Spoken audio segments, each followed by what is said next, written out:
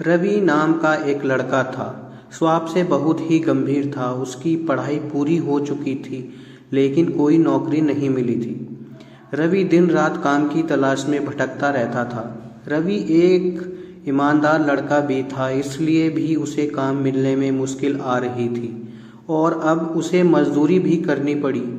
रोजी रोटी के लिए उसके पास अब कोई रास्ता नहीं था। रवि पढ़ा लिखा था, जो उसके व्यवहार से साफ दिखाई देता था। एक दिन रवि किसी व्यापारी के यहाँ मजदूरी कर रहा था। व्यापारी का ध्यान रवि के ऊपर ही था। व्यापारी को समझ आ रहा था कि रवि एक पढ़ा लिखा समझदार लड़का है, लेकिन परिस्थिति बस उसे ऐसे मजदूरी का काम करना पड़ रहा है। व्यापारी को अपने काम के लिए एक ईमानदार व्यक्ति की ज़रूरत थी। उसने रवि की परीक्षा लेने की सोची। व्यापारी ने एक दिन रवि को अपने पास बुलाया और उसे 10,000 रुपये दिए, जिसमें 50-50 के नोट थे, और कहा, भाई तुम ईमानदार लगते हो, ये पैसे मेरे मित्र को दे आओ। रवि ने ईमानदारी से पैसे पहुंचा दिए।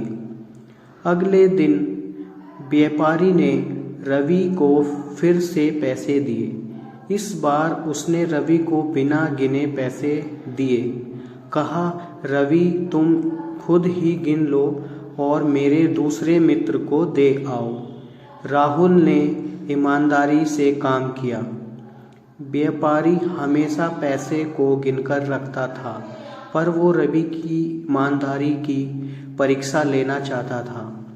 प्रतिदिन व्यापारी उसे पैसे देने भेजता था। रवि की माली हालत तो बहुत ही खराब थी। एक दिन उसकी नीयत खराब हो गई और उसने 50 रुपये चुरा लिए, जिसकी खबर व्यापारी को लग गई।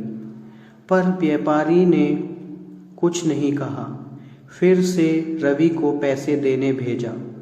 व्यापारी के कुछ ना कहने पर रवि का लालच और बढ़ गया और उसने रोजाना चोरी करना शुरू कर दिया।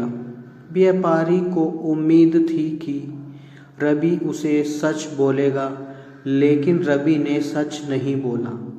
एक दिन व्यापारी ने रवि को काम से निकाल दिया। सच तो यह है कि व्यापारी अपने जीवन का एक सहारा ढूंढ रहा था। उसकी कोई संतान नहीं थी। रवि को भोला भाला और ईमानदार जानकर उसने उसकी परीक्षा लेने की सोची थी। अगर रवि सच बोलता तो व्यापारी उसे अपने व्यापार में शामिल कर लेता और अपना बेटा मानता। यह कहानी हमें यह सिखाती है कि व्यक्ति को किसी भी परिस्थिति में अपना ईमान नहीं बेचना चाहिए और ईमानदारी के साथ जीना चाहिए, क्योंकि परिस्थिति ऊपर नीचे होती रहती है।